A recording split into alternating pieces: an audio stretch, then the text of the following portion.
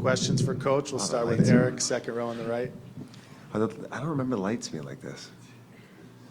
It's always a bright spotlight. I know, this is really bright.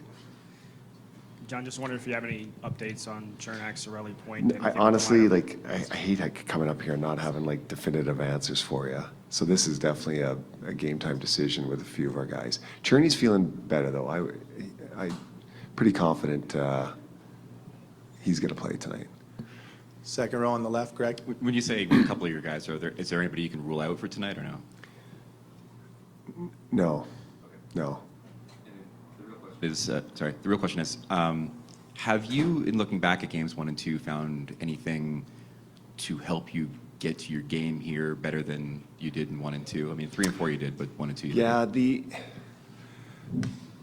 It's hard to say. Like, I think one of the things that hurt us, especially in game 2, is, like, I truly believe the altitude hurt us. You know, like, we just weren't used to it. You kind of get away with it in that early, the game 1, but I think it probably stung us a bit in game 2.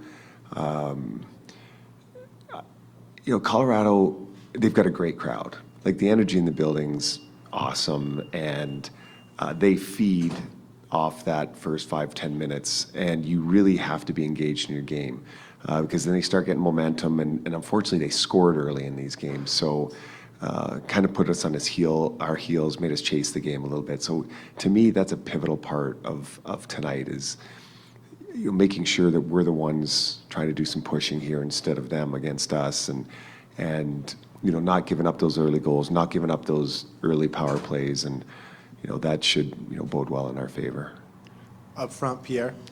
John, I know you're not one for excuses, but if you can put into words the grind of going to 3 straight finals, physically, mentally, you know, you got guys going in the room middle of games every night here, just what your group is going through trying to get this done again. Yeah, the playoffs, it really is a war of attrition. I can't explain what the guys go through, and you know, don't say poor us. I mean, all the teams have to do it. I'm pretty sure Colorado's probably got some guys banged up. They have guys out, just as we do. But it's man, it's a grind. Like, watching what goes on over, you know, it's just not a week, 2-week period. It's a couple months of what goes on, and it's impressive to watch, but it's also kind of heartbreaking too, because you're watching these guys like get themselves off the table and back on the ice. So it's impressive what hockey players do at this time of year. We've been extremely fortunate to be able to do this for 3 straight years. And there's no place these players would rather be. But it is taxing, but it's also taxing on the mind. I think that's the part where you'd really get that, you know, you get mentally drained. Now, we're in the Stanley Cup Finals, so that's, you know, the players are so damn focused. But I think it's that when it is done, whether you win the cup or not, like, we've won the cup the last 2 years, and the guys are exhausted. And so but it's just impressive to watch what these players put them through, and you kind of marvel at their gamemanship and their want to win a cup. And I'm sure it's the same way on the other side. So Coach, following that then, is it more of a sense of joy, or almost, it sounds like, relief when it's done? There's no doubt relief is in there. It's when you don't win, the emotions are completely different that I felt in 2015. But there is a massive sense of, wow, we accomplished this. I'm so damn excited, but I need my bed for a while. And but the excitement and the thrill and all that, you know, trumps everything. But there is a time where you're like, oh, I'm glad this is over. Stay on the right, Eric. Your team is so good at putting emotional losses aside. Last night, or the game 4, felt a little bit different. Is there a different challenge in trying to push past what happened in game 4 tonight? Like I said the other night, we played well enough to win that game in regulation. We gave ourselves a chance. We didn't. You know, it's you know, they had a couple seeing eye singles that went in. That's just like, you know, but in overtime they were better than us in overtime, and so it's We needed to push better in that period, and we didn't. And you got to give Colorado credit; they did. They got the goal, and so be it. So, it's a little frustrating. We've lost 2 in overtime. It is. I'd love to have had one of those, but there's also the point, like, we have pushed 2 games to overtime, and so we are right there. We just got to get one extra now tonight, and because there is no tomorrows now. Like, this is it, and so it's there's no more mulligans. We got to pull this one out. We'll do 2 more on the left side, Ryan, and then Joe. John, can you, I don't know, anything you can let us in on with Vasilevsky and what his presence would be like on a day like today? Kind of how he would go about his business with, facing this game tonight, locker room, what it would look like, his presence? Vass he's got his routine, and everybody just stays out of the way. And everybody knows where he's going to be, what he's going to do, at what point during the day. And so we've kind of grown with this over the last couple of years. When we first got out, he'd be out on the ice skating on these pregame skates. He's really trained himself. He's in exceptional shape, and he really looks after himself. But that's his whole preparation. I mean, it started yesterday. And so he's just has this almost dialed-in routine from where he eats to when he gets up to where he stretches, when he hydrates. It's actually really, really, it's cool to watch. But our job as a staff and players is just stay out of his way, and he does his thing. And Last one, Joe. You mentioned the commitment physically and mentally for this group the last number of years. I think Stamkos mentioned the other day how it would have been easy in the Toronto series down 3-2, say, hey, we had a heck of a run, guys. Let's get to that summer, get you your bed, so to speak. What do you think is about this group that drives them, what makes them special and unique, that they're able to kind of, I know there's a lot of history when you go for this kind of thing, but well, it's not settling. Like, why would you do that?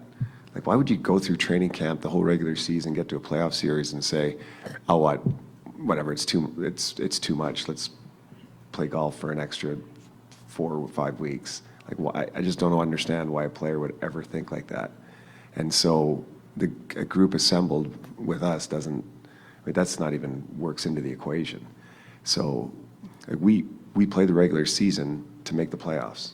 We don't care where we finish. We don't have to finish first. We just need to get in, and then we're good. And then it comes down to finding just ways to win a series. But it's never a thought of sitting here saying, we've got 2, that's enough for us.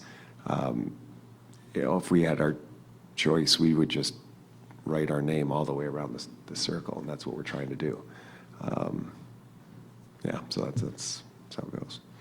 Thank you, Coach. Yeah. Those lights.